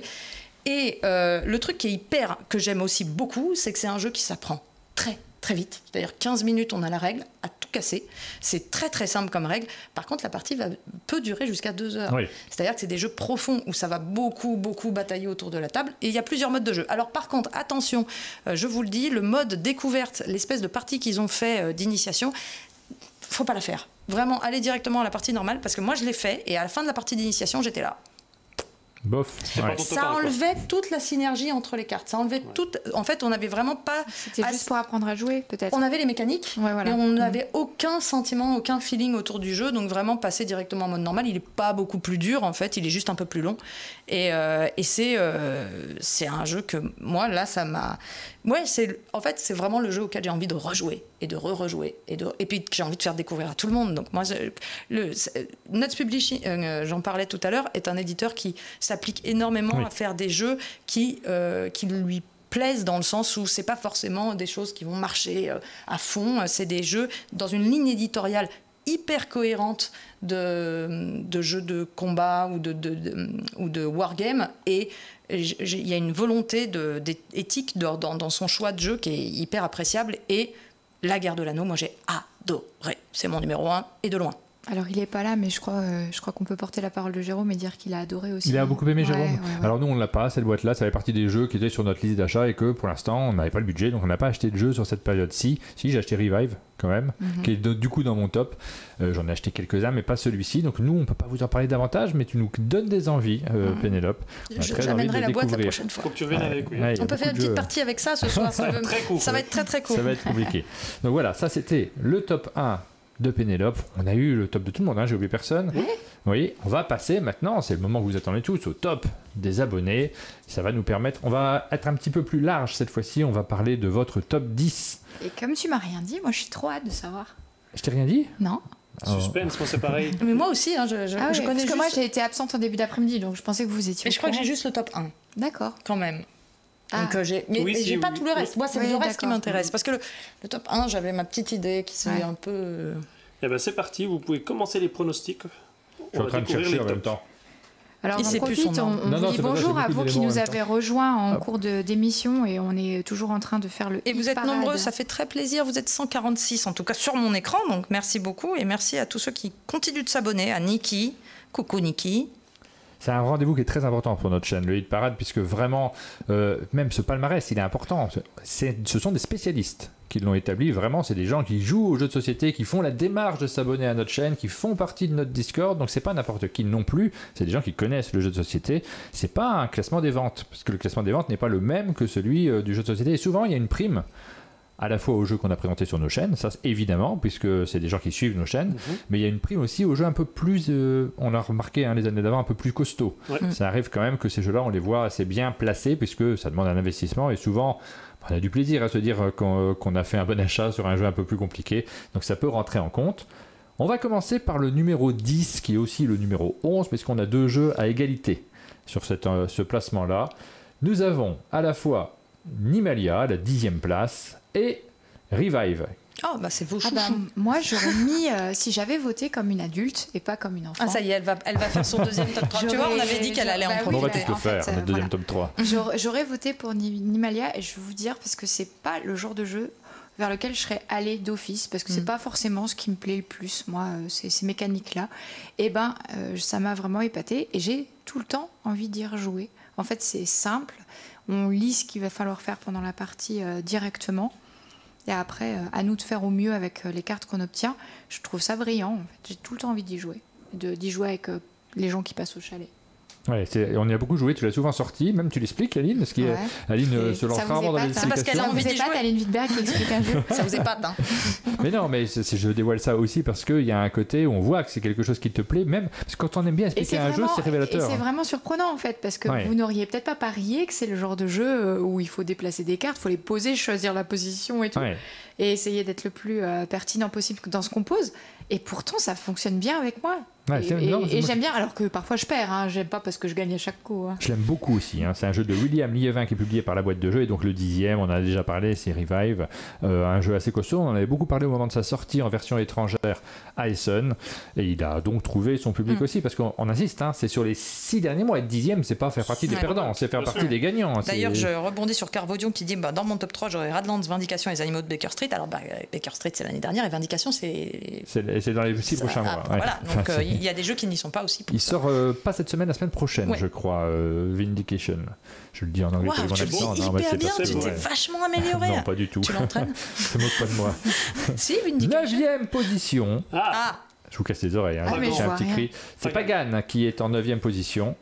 On en a parlé. Donc celui-ci, moi je ne le connais pas encore, mais il est vraiment dans ma shortlist des jeux qu'il faut absolument que je découvre, parce qu'on sent que c'est un jeu important de cette année pour 2 joueurs uniquement. Vous l'avez très bien classé également. Sylvain, tu n'as pas joué non plus, je crois. Non. C'est le 9e de la liste. On enchaîne directement avec le 8e, c'est Ibris qui est à la 8e place. Là, je pense que c'est peut-être le jeu le plus relevé de tous ceux qui sont parus cette année. C'est un jeu qui est quand même très costaud. Moi, j'ai mis 120 minutes, mais c'est 2 à 3 heures de jeu, je crois, de mémoire. Ah oui, c'est un monstre. Mais c'est un monstre pas tellement dans la durée de la partie, mais c'est vraiment un monstre une fois installé sur la table. Avec les figurines, les belles figurines, c'est c'est magnifique. Le matos, il est absolument incroyable. Il y a un jeu de Damien Chauveau. C'est bluffant en fait. Je l'avais vu à Cannes et je crois que ils avaient mis plusieurs tables superposées les unes à côté des autres pour pouvoir mettre tout le jeu en place. Non mais il y a un travail monstrueux. Pour moi, presque un peu trop monstrueux. C'est-à-dire que c'est le genre de jeu où il faut y jouer beaucoup, très souvent d'affilée, parce que si on n'y joue pas pendant 6 mois, les règles on les a plus du tout. Mais il y a un travail qui est admirable derrière. Il y a vraiment toute une charte graphique, tout un univers, c'est un travail de passionné fait par il y a Damien Chauveau, mais il n'était pas tout seul, et on pourrait l'écouter parler des heures de Ibris. Voilà, moi j'ai pas pu rejouer. J'ai joué quand il était en mode prototype, mais on l'a pas au chalet, celui-ci non plus, donc on n'a pas pu refaire une partie. Et de ce fait, il n'est pas non plus dans mon classement parce que j'ai pas d'avis sur la version finale. Ensuite, en 7e position, nous avons Roa, le jeu de Théo Rivière et Johan Goupy, publié par Greux Games, que vous avez donc bien apprécié également. Un jeu assez simple dans lequel on pose des cartes les unes à côté des autres en essayant de faire des combos de cartes, qui a remporté un joli petit succès qui est disponible sur Board Game Arena aussi, depuis le début d'année. Oui, il a bien marché. Moi personnellement j'adore les jeux, il y a plein de jeux de Théo Rivière que j'aime beaucoup, il y a plein de jeux de Johan Goupy que j'aime beaucoup, mais celui-là j'ai pas accroché. Oui, je vous ai entendu pas mal à le trouver, je l'ai trouvé un peu dur moi avec ce jeu là, parce que je le trouve pas si mal, moi je l'aime plutôt bien, c'est pas mon favori non plus, mais je le trouve plutôt chouette. Tu as joué toi Sylvain ? Non. Ensuite, en 6e position, je m'attendais pas à le voir si haut, en fait, j'étais surpris, c'est After Us qui arrive en 6e position. Quand tu dis aussi haut, c'est-à-dire que tu le voyais... Ah ben c'est très haut, 6e place sur 6 mois, c'est vraiment... c'est ça, il est bien dans classé. Le top du top. Il est bien classé quand tu dis... Et c'est un très beau travail d'édition de Catch Up Games. C'est un très chouette jeu avec un système que j'aime beaucoup, moi, de Florian Siriex aussi, assez familial finalement, parce que c'est un jeu avec un système qui est assez simple, qui est pas difficile, on peut jouer... en famille de joueurs, évidemment, c'est pas de la famille élargie. En termes de règles, il est très simple, c'est juste des cartes qu'on va superposer pour créer des petits cartouches qui vont donner des effets. Moi, j'ai pas accroché, c'est sur le côté tout le monde joue dans son coin. C'est rigolo, il y a quelqu'un qui le dit dans le chat à l'instant où tu le dis. Tout le monde joue en même temps. Je préfère le tour par tour, je vais me concentrer sur ce que font les autres, essayer de réagir par rapport à ça. Là, il faut accepter le fait que on fait chacun notre petite composition, on récupère chacun nos petites ressources et après on essaie de faire la plus belle partie possible. Oui, c'est vrai. Contrairement à toi, moi, c'est une sensation que j'aime beaucoup. Moi aussi, en fait. Alors, moi, j'aime bien le côté simultané parce que ça permet de gagner du temps. Par contre, je suis comme toi, je trouve que dans ce jeu, on est très dans son coin. Moi, j'adore la mécanique centrale de connexion entre les cartes. Je trouve ça brillant. Moi, c'est plutôt le côté le marché de cartes ne m'emballe pas plus que ça. C'est-à-dire, j'aurais voulu avoir plus de choix, de possibilités, peut-être de l'affrontement, je sais pas, mais j'adore cette mécanique, mais il va pas plus loin pour moi à cause du marché de cartes. Moi, c'est un peu la même chose, c'est-à-dire que j'aime vraiment beaucoup la mécanique, je trouve ça brillant. L'assemblage des cartes, vraiment très chouette. Ce qui me manque, c'est du renouvellement d'une partie à l'autre. Oui. J'ai l'impression de faire toujours la même chose. C'est plus ça, moi, qui m'embête à titre individuel. Mais 6e, bravo. 6e, voilà, c'est un très très beau classement. On voit qu'il y a un plébiscite autour de ce jeu. On rentre dans le top 5. Est-ce que c'est le moment de mettre une musique, une lumière verte. À la fin, on se mettra dans le noir, parce que ça sera très important. Avec une musique dramatique. On repasse en plein écran quand même, parce que là, c'est un moment qui est important. La lumière verte, c'est fini. On passe en lumière violette. On essaye de marquer le coup, le top 5 des 6 derniers mois. Donc encore une fois, on est vraiment dans des moments qui sont des jeux. C'est le top du top du top là. Il fait durer le suspense. Un petit peu. J'essaye. Je suis pas très doué là-dessus. Ouais. Ah oui, vous le voyez. Moi je suis contente, moi. Ouais, moi aussi, ça me parle. C'est Mind Up qui arrive 5e dans notre classement, un jeu de Maxime Rambourg publié par Catch Up Games, illustré par Christine Alcouf. Et c'est un jeu de cartes assez familial, parfait pour l'été. Alors assez familial, mais quand même, on passe pour un petit jeu de cartes, on passe un certain temps autour de la table. C'est facilement une bonne demi-heure. Et j'ai marqué 20 minutes, mais t'as vite fait d'y passer une demi-heure quand même. C'est pas du petit jeu rigolo, c'est du jeu quand même. On va se concentrer, essayer de réfléchir, à chaque fois prendre la meilleure carte et on va se souvenir d'un tour sur l'autre des cartes qui sont en jeu. Moi j'ai beaucoup aimé. C'est le genre de jeu qui fait que je regrette que ce soit qu'un top 3 et pas un top 5 parce que je pense qu'il aurait été dans mon top aussi. À peine plus loin. Parce que c'est pareil, ça a été un très très bon moment. Ça fait partie de ces jeux auxquels on a envie de rejouer. Alors, moi, je vais dire 2 trucs. La première, c'est... tu dis que c'est très funky. Moi, ce que j'adore, c'est qu'il y a plusieurs niveaux de jeu. Tu peux vraiment y jouer de façon détente sans essayer de faire... Enfin, des joueurs complètement novices ou peu joueurs vont pouvoir jouer à ce jeu sans avoir l'impression d'être complètement nul parce qu'il y a une part aussi de mind guessing et de hasard. Mais que si tu es un joueur un petit peu plus poussé, effectivement, tu vas pouvoir réfléchir aux cartes que tu as déjà vues passer. Donc, tu as vraiment un gros... j'ai envie de dire scale en anglais, mais ça s'échelonne bien au niveau des niveaux de jeu. Et la deuxième chose, je vois quelqu'un qui dit le nouveau 6 qui prend. Non. Non, c'est rigolo. J'allais le dire, en fait, j'allais citer le 6 qui prend, mais juste pour le fait que chacun joue sa carte, et ensuite on révèle, mais t'as ce même suspense de allez, j'espère que c'est moi qui ai joué la carte la plus basse, et ah non, Martin a joué un moins. C'est juste suffisamment différent pour qu'on puisse. Moi, c'est juste, je me dis toujours, c'est pas parce que ça a la même coupe de cheveux que c'est la même personne, quoi. Donc il y a des points communs, mais c'est quand même pas du tout les mêmes sensations de jeu au final. C'est très différent. On nous demande si le palmarès sera publié sur le Discord. Je te donnerai accès en Thérèse parce qu'il dit qu'effectivement je lui ai pas donné accès. On n'a pas le même formulaire que la fois dernière, mais je te donnerai accès au formulaire. Par contre, faut le concevoir soi-même le top. On n'a pas toutes les stats comme les fois précédentes. Mind Up, donc gros succès. On a beaucoup joué. Nous aussi, on a beaucoup aimé. Enfin, je dis nous, je fais un porte-parole familial. Voilà. On passe au 4e. Oh, lumière. Je repasse en plein écran là parce que vraiment.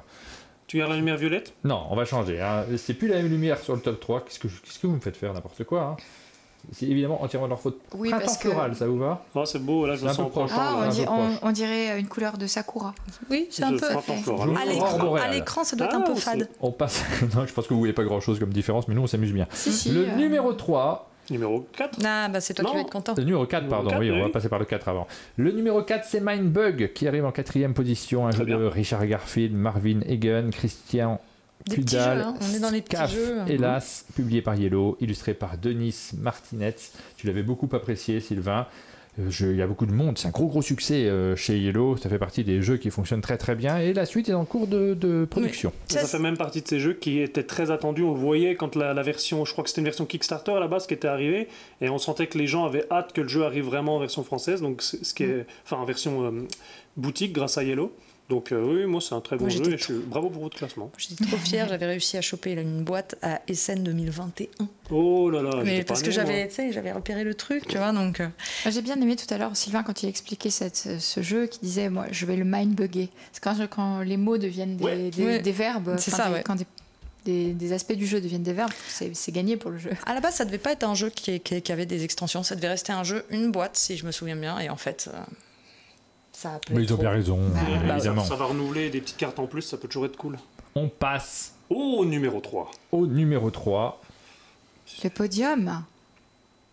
J'ai marqué n'importe quoi, parce que c'est pas le numéro 3. Ah, je me disais. On passe au numéro 3, il faut que je fasse attention sur mon écran. Vous m'avez vu me baisser sur mon écran pour pas vous envoyer n'importe quelle information. Le 3e, c'est sur les traces de Darwin. On n'en a pas encore parlé de ce jeu. C'est aussi un jeu qu'on n'avait pas au chalet, auquel je n'avais pas joué. Et je me suis dépêché de l'acheter quand même pour pouvoir y jouer, parce que là je me suis dit il y a tellement de gens qui votent pour ce jeu que ça me pose problème. Et là je veux pas, ça m'embête quand même de faire des émissions où je me rends compte que je connais pas les jeux. Donc on y a joué, tu y as joué juste avant, Sylvain. Toi tu l'as découvert hier, c'est ça? Et moi je l'ai découvert il y a 2 heures. On se demande qui l'a. Et moi j'ai toujours pas joué.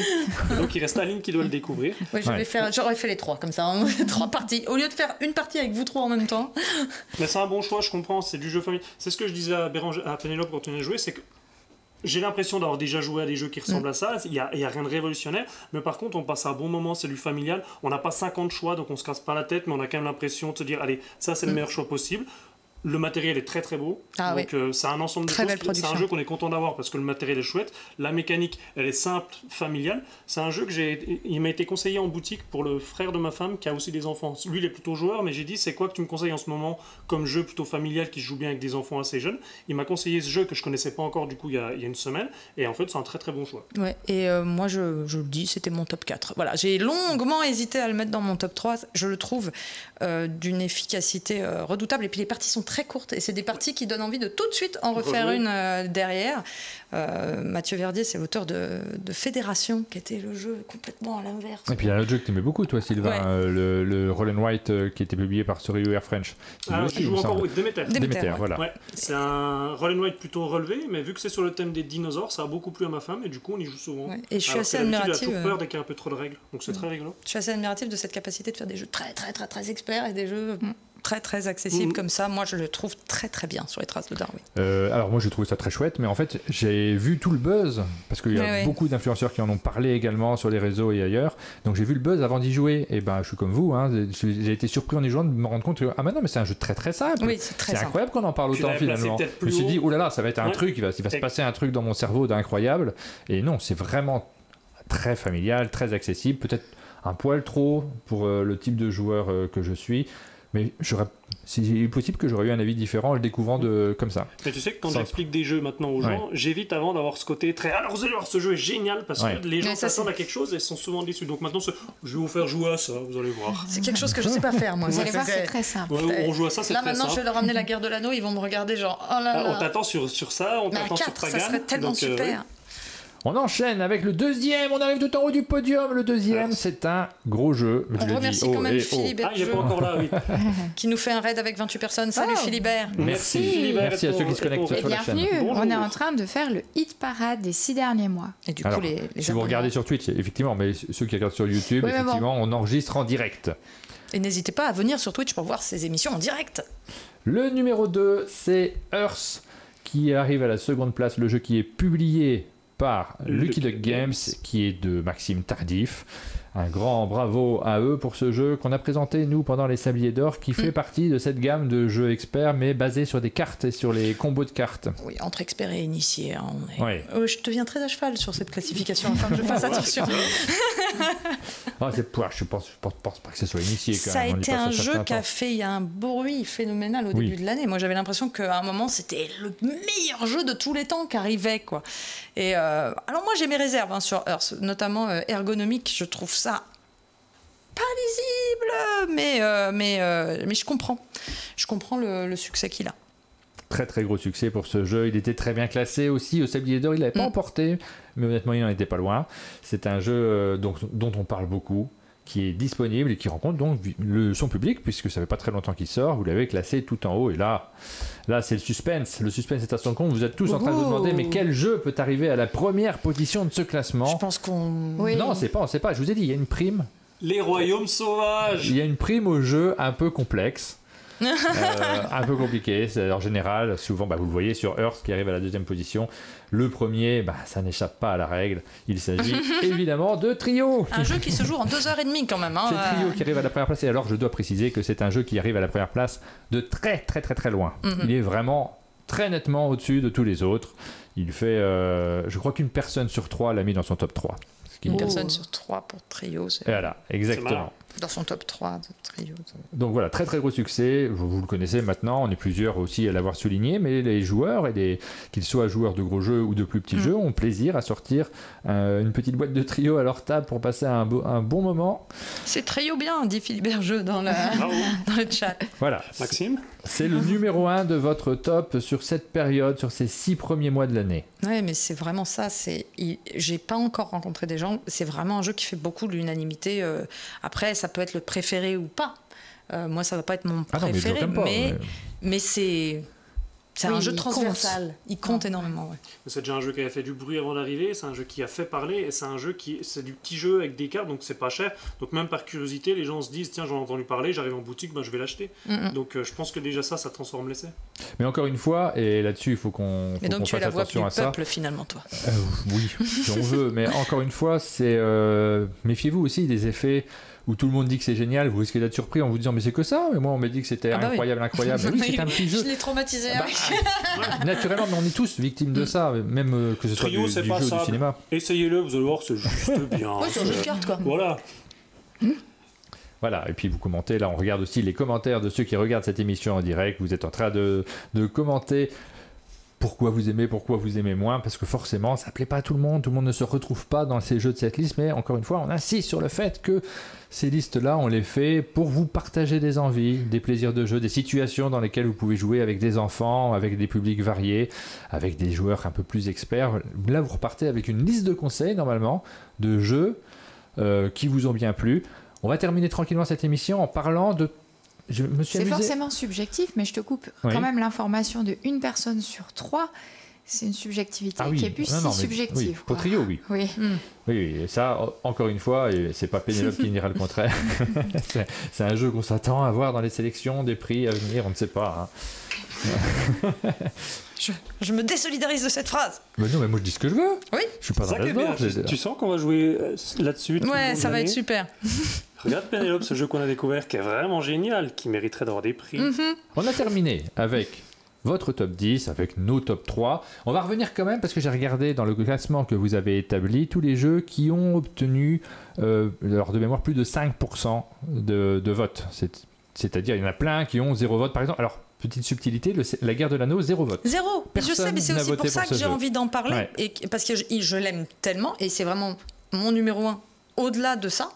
Mais en plus, je me dis, mais personne n'en entend parler, c'est un peu triste. Les Royaumes Sauvages, il est pas non plus dans la liste des jeux qui ont passé les 5%. Bah, ça me fait plaisir, moi ça veut dire que ça sert à quelque chose, ces émissions, c'est pour vous faire découvrir des jeux, sinon vous seriez peut-être passé à côté, au moins ça donne un petit éclairage et on sert à ça, nous. Il faut être clair aujourd'hui qu'il y a beaucoup de jeux qui sortent, donc forcément en termes de communication, c'est dur pour tous les éditeurs d'arriver à se faire leur place. Je pense que le jeu que tu as mis en numéro 1, c'est un petit peu c'est ça aussi. C'est complètement ça. Qui a manqué de communication et du coup qui passe un peu sous les radars.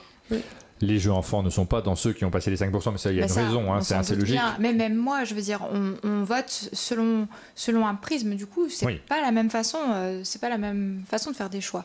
Et en ce qui me concerne, c'est dans ma liste, c'est Applejack qui n'était pas dans la liste des jeux qui ont passé les 5%, parce que souvent les gens ne le connaissent pas. Donc ça nous permet aussi de souligner des jeux qu'on aime bien et qui ne sont pas dans la liste. Alors, on va revenir sur ceux dont on n'a pas encore parlé et qui ont passé les 5% de vote. Il y en a quand même un certain nombre, par exemple... Caldera Park, qui est très bien, moi je l'aime beaucoup également. Caldera Park. Il aurait été dans mon top 10 moi. Oui, moi aussi j'aime beaucoup Caldera Park. Il est classique, il est classique, mais voilà, c'est Kramer Kissling, c'est toujours hyper efficace quoi. Ensuite, d'autres jeux. Colorado avait passé les 5%, un jeu qui est sorti en début d'année chez Silex. Je ne l'ai pas joué au moment de sa sortie. L'éditeur est venu au chalet, il nous a laissé le jeu, donc on va avoir l'occasion, mais je n'ai pas foncé sur la boîte, donc je n'ai pas encore joué depuis qu'il est passé, puisque simplement on a des urgences à gérer. C'est pas une visite si lointaine non plus. Non, c'est ça. Mais vraiment, clairement, cet été, on va y jouer. Mais ça m'a donné bien envie, un jeu de Joachim Thom, publié par Silex. D'orge et de blé est un jeu qui a passé les 5% de vote également. Scott Adams. C'est pas mal. Chez Gigamic pour 2 joueurs, encore un jeu pour 2 joueurs. C'est le genre de jeu, la première partie j'ai pas aimé, la deuxième partie j'aime un peu plus, la troisième partie c'est un peu plus, c'est pas mal. Plus tu joues, plus il monte. Ouais, c'est vraiment ça. Un chouette jeu un peu abstrait, c'est Demain tu m'as tué. Complètement abstrait. Ouais, c'est un jeu de Peter C. Hayward, publié par Yellow. Qu'on a plutôt apprécié, hein, Sylvain, on a fait une séquence dessus. On n'est pas des joueurs de jeux abstraits. En fait, j'ai été content de le découvrir parce que c'est un jeu quand même, on a envie de le découvrir parce qu'il y a plein de boîtes à l'intérieur et donc on va rajouter les petites règles en ouvrant des boîtes et donc ça en termes d'édition, c'est cool. Point de vue. Après moi ça reste du jeu abstrait, je suis pas passionné par le jeu abstrait donc je suis pas allé plus loin, mais par contre je peux comprendre l'intérêt pour ce jeu là parce que il est très très beau. Belle charte graphique quand même. Oui. C'est original. Le thème. Ah oui, bien sûr. Oui. Pour une fois, la thématisation avec le fait de pouvoir aller dans le passé, dans le futur, et les actions du passé vont avoir un rapport sur le futur. Très original pour du jeu abstrait. C'est malin. Quand je dis 5%, ceux qui ont passé les 5%, c'est un bon score parce que le vainqueur a passé 36% exactement de vote. Hein. Donc encore une fois, peut-être qu'à un moment, je me suis posé la question de faire une base 100, tu sais, de dire le premier à 100 points et les autres, on regarde où ils se situent par rapport à ça pour avoir justement plus d'écart parce que là, on est sur des... à 0,5%, ça représente quelque chose en réalité. Ensuite, nous avons Elawa, en petit jeu, le jeu de Johan Goupy et Corentin Lebras, publié par Bombix. Il y a si longtemps. Hein. Non, il vient de sortir. très chouette. Qui est disponible également sur Board Game Arena. Du coup, c'est un indicateur intéressant de savoir qu'il est déjà dans les jeux qui ont passé cette barre-là, alors qu'il est si récent. Evergreen également, qui est bien classé. Evergreen aurait pu être dans mon top 10 aussi. Hein.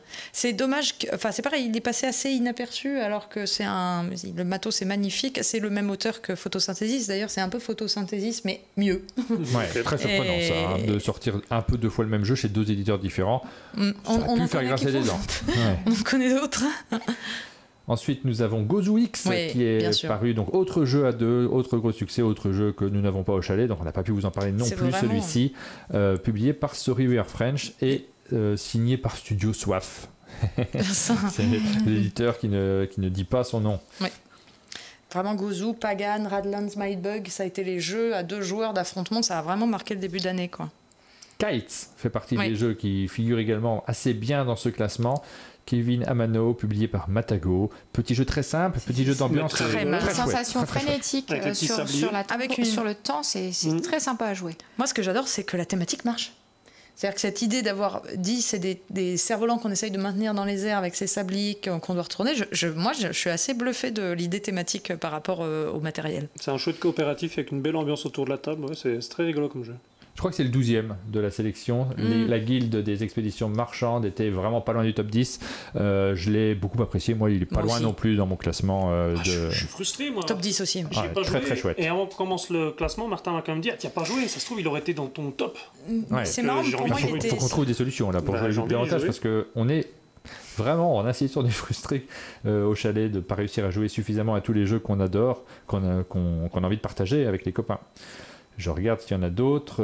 Alors, on n'a pas parlé de Radlands, il n'est pas dans le classement du tout. On ne l'a pas évoqué, mais il est quand même bien classé. Ouais. Il est dans les 15 premiers, je crois, du classement général. On a bien apprécié ce jeu. Simplement, il n'est pas dans notre top 3. Il n'est pas dans votre top 10. Mais moi, un peu comme j'avais dit pour Mindbug, c'est pas le genre de jeu pour lequel j'ai envie d'aller à la base. Et en fait, on avait fait une vidéo avec Dorine qui était venue et j'ai passé un super moment. On a dû faire 3 parties au total pour bien découvrir le jeu. Et à chaque fois, c'était cool. Parce que comme je disais, même s'il y a des règles qui vont contredire la règle de base, on n'est pas non plus paumé à devoir à chaque fois reprendre la règle du jeu pour se dire là, attends, là c'est un cas particulier, comment ça marche. Le jeu est fluide, le jeu est simple. Donc ça fait partie des bons jeux aussi, oui. Nous n'avons pas parlé non plus de Star Wars The Deck Building Game, une version très simple, un petit deck building très simple, mais sur un univers assez fort quand même, malgré tout. Il est bien classé également. Moi, ça ne m'a pas enthousiasmé plus que ça. Moi, j'avais vraiment l'impression de jouer à Star Realms sans le côté combo de Star Realms. Mais ça reste un très bon jeu. C'est-à-dire que ça fonctionne. Je comprends que si on est fan de Star Wars, en plus, ça marche très bien. On avait fait toute une émission avec Jubé et Jérôme sur les jeux Star Wars. Vous pouvez retrouver ça sur YouTube et ils s'en avaient parlé. Je crois pas qu'il ait atteint les 5% le dernier, mais j'ai voulu le mettre quand même. Je l'ai plus en tête en fait son classement. C'est le seul jeu qui est dans la sélection de l'Asdor, qui est assez mal noté par les gens qui regardent cette émission. That's Not a Hat, non, il est pas haut du tout. Et ça, je voulais quand même souligner cette curiosité en réalité. C'est aussi pour voir la différence entre des jeux qui sont des succès publics, qui fonctionnent très bien, mais qui n'ont pas forcément la même affection pour les joueurs qui sont un peu plus experts ou un peu plus habitués dans le monde du jeu. Voilà, That's Not a Hat n'est pas très haut classé dans le classement. C'est pas pour dire du mal. J'y étais pas. C'est juste ça. L'année prochaine, on te posera plein de questions. J'y étais pas. Voilà, petite curiosité, on va terminer par ça. On vous a fait il y en a qui parlent de Distilled. Moi, je sais qu'il y a aussi des jeux qui auraient peut-être été dans mon top si j'y avais joué. Quelques votes sur des Distilled, mais pas beaucoup. Pas suffisamment pour atteindre les 5% de vote. Voilà pour le Hit Parade. Ça y est, on reprend les Hit Parades. Vous avez découvert nos classements. J'espère vraiment qu'on vous a créé des envies de jouer, des envies de découvrir ces jeux, d'en acheter quelques-uns. L'envie d'avoir envie. Il y a quelqu'un qui dit pas de Phantom Inc. Et moi, j'avais vraiment beaucoup aimé ce jeu. Est-ce que tu sais s'il avait été bien classé? Je l'ai plus en tête là tout de suite. Je ne sais plus son classement. Moi, mais je sais qu'à titre personnel, je crois que quand j'avais fait ma liste, il restait dans les 5 derniers aussi. Oui, moi aussi. Parce que c'était pareil, c'est un très chouette. Très chouette. Jeu, Mais il n'est pas dans les 5%, donc il est un peu au-delà. Ouais. Voilà. Il n'a pas été cité. Et puis vous aviez la possibilité de rajouter des jeux. Donc il y a pas mal de gens. J'ai regardé les jeux que vous avez rajoutés aux 72 qu'on a proposé. Et souvent c'est des gens qui rajoutent des jeux qui ne sont pas dans la période en fait. Donc on n'a pas de gros oublis, je ne crois pas, sur cette période-là. Mais c'est bien ça, d'ailleurs, cette petite ligne. Parce que si on a oublié un truc... Voilà, exactement. Ça nous a permis de regarder un peu ce que vous pensez, ce que vous aimez, vos avis, vos retours sont indispensables. N'hésitez pas à nous faire votre liste dans les commentaires de la vidéo pour ceux qui regardent sur YouTube. On est toujours curieux de savoir quelles sont vos préférences en fonction des personnes. Ce numéro, on l'a réalisé un peu à la dernière minute quand même. On a passé, on est tellement débordé sur cette période. Donc il manque des rubriques dans cette émission. On n'est pas revenu sur les tops des membres du Discord par exemple. Nous ne sommes pas revenus non plus sur les jeux de l'année dernière. On le fera peut-être dans la prochaine émission. Parce que c'est des rubriques que vous appréciez, qu'on n'a pas abandonnées. Simplement l'année elle est chargée et on manque un tout petit peu de temps. Par contre c'était important de revenir sur ces 6 premiers mois. J'adore faire ça. Par contre, comme tu parles des commentaires, franchement, ça m'intéresse. Si vous avez aimé des jeux enfants, dites-moi lesquels dans les commentaires. Vraiment, je serais curieuse de le savoir. Parce que du coup, je pense qu'ils n'apparaissent pas dans vos votes. Vous avez plutôt voté adulte. Néanmoins, si vous aimez des jeux enfants qui sont sortis dans ces 6 mois, dites-le moi, s'il vous plaît. Voilà, on va vous laisser tranquille. On va retourner on a une vidéo à terminer, hein, donc on va tourner notre vidéo et puis on va vous donner rendez-vous. Vous voyez qu'on a aménagé cet espace, c'est pas fini. Vous l'avez vu en début d'émission, on a reçu des lumières qui arrivent. On va pouvoir éclairer un peu mieux tout et essayer de faire en sorte que cet espace puisse nous servir pendant cet été, puisque on a envie d'utiliser à la fois cette table pour pouvoir faire des jeux très légers en direct et pouvoir les partager avec vous. On a une configuration ici qui nous permet de faire plus ou moins bien de la réalisation en direct, mais on va en profiter. Et puis on va recevoir du monde cet été. Il y a des gens qui vont venir au chalet, passer des vacances aussi, découvrir les résultats du Spiel en étant concernés également. Ça va être rigolo, puisqu'on a Mathieu Lanvin de Blue Orange qui vient, alors que Next Station London est sélectionné pour le Spiel. On va découvrir ça en direct ici. Avec peut-être des effusions de larmes, j'espère. Hein. On espère des effusions de larmes. Dans les 2 cas, exactement. Voilà, on vous donne rendez-vous très bientôt. Merci d'avoir participé avec moi à cette émission, d'avoir relancé le Hit Parade. Mais c'est trop bien, le Hit Parade. Moi, j'adore faire des... Il faudrait que je fasse des trucs comme ça, de classer des jeux, de donner mon avis. Non, on le fait. Et puis on a plein de projets. On est en train de discuter de comment aussi enrichir de plus en plus notre chaîne en ayant des formats d'avis sur lesquels on travaille beaucoup et qui nous manquent là sur ce début d'année, les jeux du chalet, la possibilité d'exporter ces formats-là. On réfléchit à plein de choses. Il faut qu'on arrive à refaire ça. Vous le proposez très régulièrement puisque c'est le cœur de ce que l'on fait en réalité, partager nos avis et partager le plaisir de jouer avec vous. On vous donne rendez-vous très bientôt. Sylvain, le mot de la fin, c'est toi qui le fais. Excuse-moi. Comme d'habitude, si cette vidéo vous a plu, n'hésitez pas à mettre un j'aime, des commentaires, abonnez-vous à la chaîne Monde de Jeux pour ne rien louper de notre actualité et on vous dit à bientôt. À la prochaine.